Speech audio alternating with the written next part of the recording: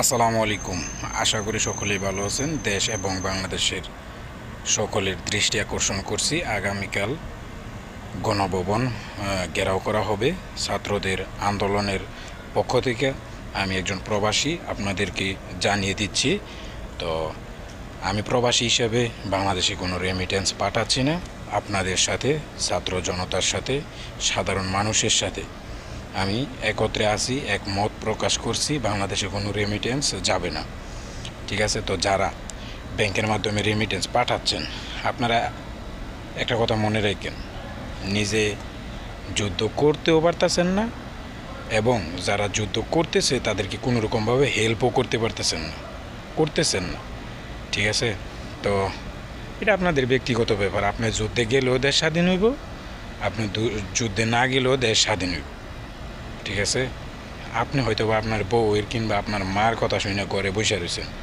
হাজার হাজার মার সন্তান, হাজার হাজার মহিলার স্বামী আজ নিজের অধিকার, মানুষের অধিকার, বাংলাদেশের সার্বভৌমত্ব রক্ষার ক্ষেত্রে জীবন বিলিয়ে দিচ্ছে এই রাজপথে। তো আমি এই জন্যই কথাগুলি বলতেছি ভাই, আমার কোনো ফায়দা নাই। 20টা বছর এই স্বৈরাচারী সরকারের হাত থেকে অনেকবার চেষ্টা করার পরেও রেহাই পাই না আমরা। তো যদি এই স্বৈরাচারী সরকার আবারও ক্ষমতায় থাকে, তাহলে কোনো দিনও আমরা স্বাধীনভাবে জীবনযাপন করতে পারবো না। এবং তাদের যে গ্রুপ, সন্ত্রাসী গ্রুপ, এই গ্রুপের সামনে আমরা কোনো দিন নিজের অধিকার আদায়ের বা নিজের অধিকার নিয়ে কথাও বলতে পারবো না। এখন বর্তমানে ছাত্ররা যে আন্দোলন শুরু করছে, এই আন্দোলনের সবাই একসাথে থাকুন, ঐক্য হন। মসজিদ, মাদ্রাসা, স্কুল, কলেজ, ভার্সিটি এবং সকল শ্রেণীর পেশাজীবীরা যারা আছেন, সকলেই তাদের সাথে একযোগে এই আন্দোলনকে সফল করুন।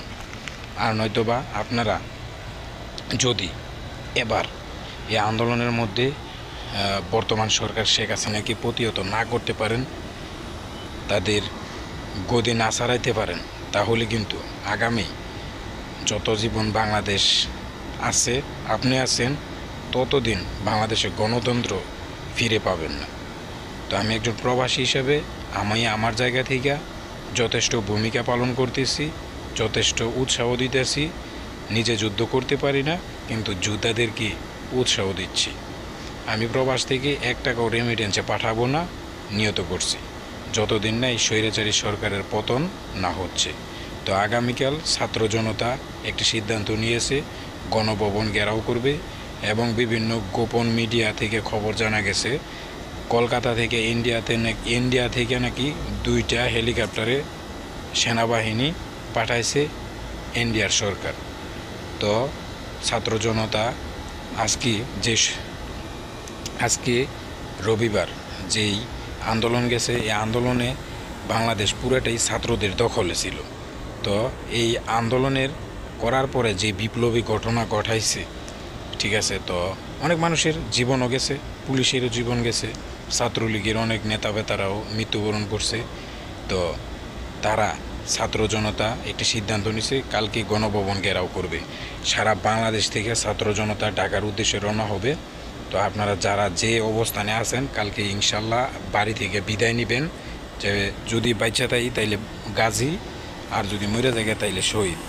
তো আপনারা সকলেই মনে করেন যে পরিবারের থেকে বিদায় নিয়ে ঢাকার উদ্দেশ্যে রওনা করবেন, এটা আপনাদের কাছে আমি আশা করতেছি।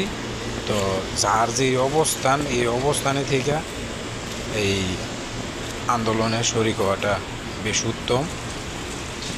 তো আমি একজন প্রবাসী হিসেবে যতটুকু দায়িত্ব পালন করতেছি, ইনশাল্লাহ খুব শীঘ্রই আমাদের সফলতা অর্জন করব।